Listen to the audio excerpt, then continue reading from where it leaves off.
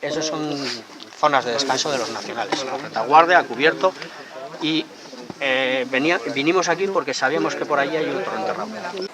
Estos están representando a todos los demás a los que nunca encontraremos. Así es.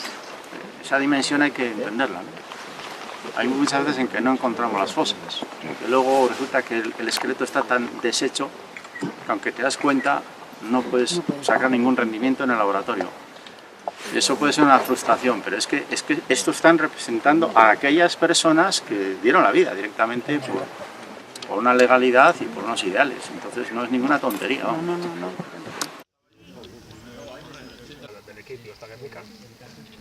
Estos los correajes, esta es la cartuchera con la munición y los correajes y esta es la bayoneta.